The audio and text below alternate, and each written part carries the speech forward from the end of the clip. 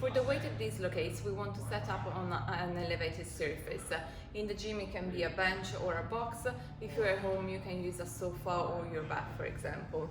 Ideally we want to have a stick, any stick, and little fractional weights so that we can add as we progress.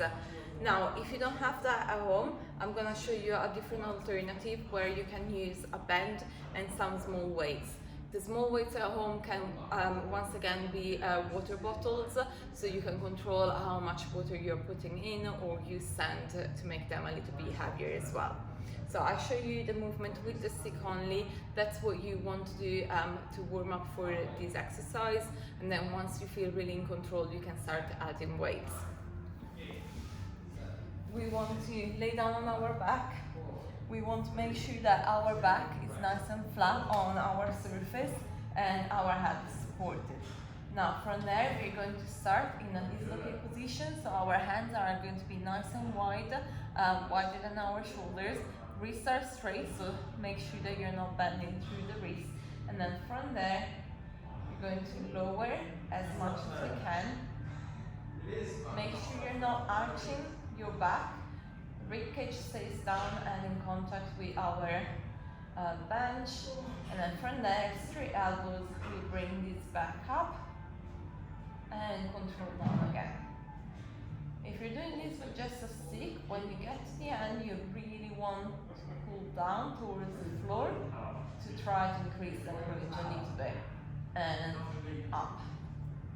Now, once we feel that this is good, what we're going to do is add little weights to our stick, set in the same way, and then from here, support my neck, little bit of a shrug, bringing the shoulders back as much as I can, let the weight stretch me, with control, straight elbows, bringing that back, and again.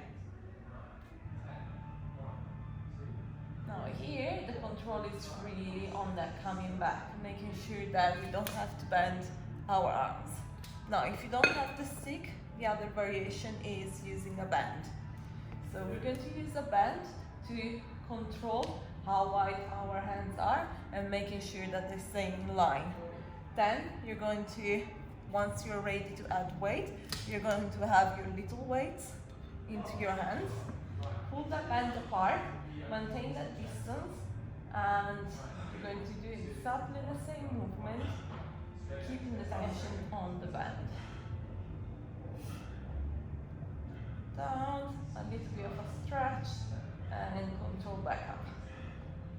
Now, if we were not using the band, it could be quite challenging to control where our hands are.